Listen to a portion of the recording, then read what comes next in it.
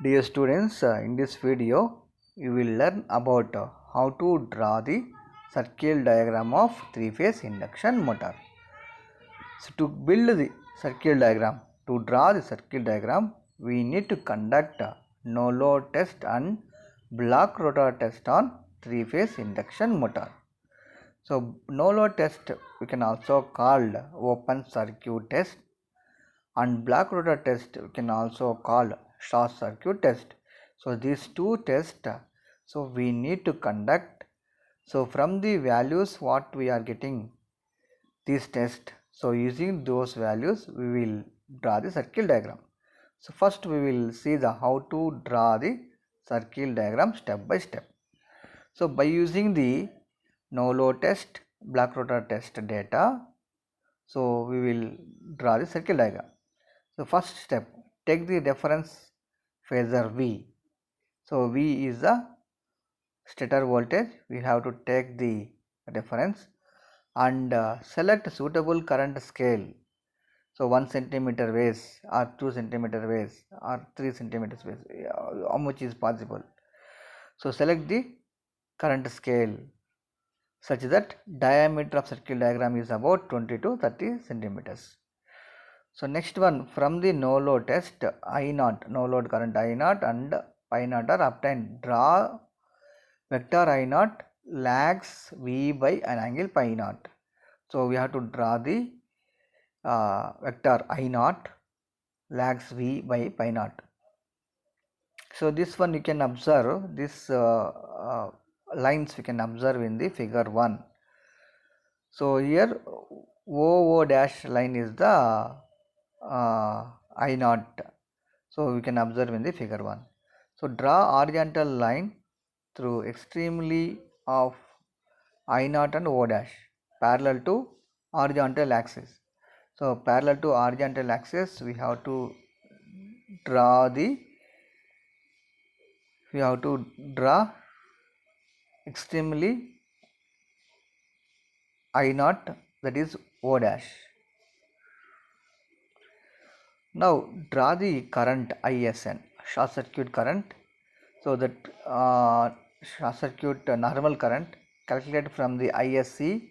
So with the same scale lags V by pi SC. So that is also we can observe in the figure 1.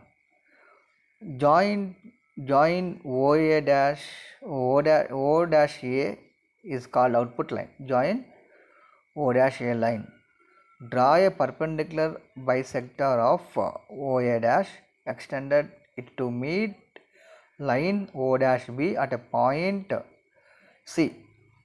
So we have to draw perpendicular line bisecting the O dash A. Of we have to divide and extend it to meet line O dash B at point C.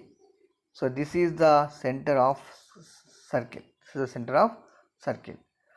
And draw the circle with C as a center and radius equal to O dash C.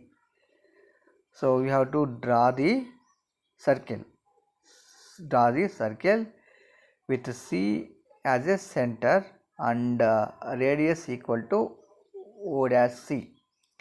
So which means the horizontal line drawn from O dash at B as shown in figure. So you can observe that figure. You can observe this circle in the figure. Draw the perpendicular from point A on the horizontal axis. So we will draw the perpendicular line from A to meet O dash B and line at F. So we will draw a horizontal axis to meet O dash B line at F and meet horizontal axis at D. So this is the one perpendicular line we will draw. And next one we will draw the torque line. So this is the steps. So we will follow to draw the circle diagram. So torque line separates the stator and rotor copper losses. Torque line, it will separate the stator and copper losses. Now as voltage axis is vertical, all vertical distance are proportional to active components of currents or power input. It measured at approximate scale. Right. So torque line will separate the stator and copper losses, and voltage axis vertical distance are perpendicular to active components of currents or power input if measured at approximate scale. So thus vertical distance AD, that vertical distance AD represents the power input at short circuit, that is WSN. Now, so which consisting of core losses and stator rotor copper losses. Now FD is equal to O dash G, that is equal to fixed losses, and where O dash G is the drawn perpendicular to O dash on horizontal axis, this is represented the power input on no load, that is fixed losses. So O dash G is a fixed losses. So next one, AF is proportional to sum of stator and rotor copper losses. So AE by EF. So that is the rotor copper losses by stator copper losses ratio. So torque line represents the O dash E. So O dash E under this condition is called torque line. So this is a circular diagram. So here we have observed that so torque line represents, so this is a torque line. So this torque line will separates the copper losses of rotor and stator. Okay. So this all losses will measure, and DF is fixed losses. Fixed losses are called iron losses and mechanical losses. Okay. So we will draw this one, O dash a perpendicular bisector line, so parallel line, parallel to torque line. So these all are lines we will draw using that procedure. So using these values, we are going to find the efficiency of the motor. So using these ratios, and here we will find out the rotor copper losses, stator copper losses, and AE by FE, the ratio we will find out.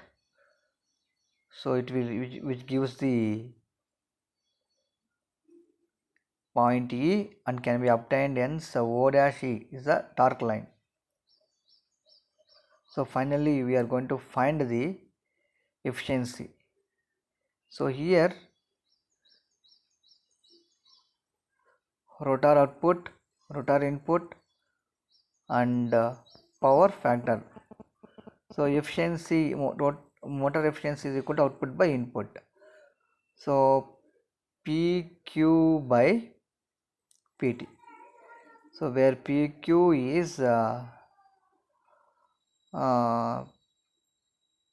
output power of motor, and PT is input power of motor.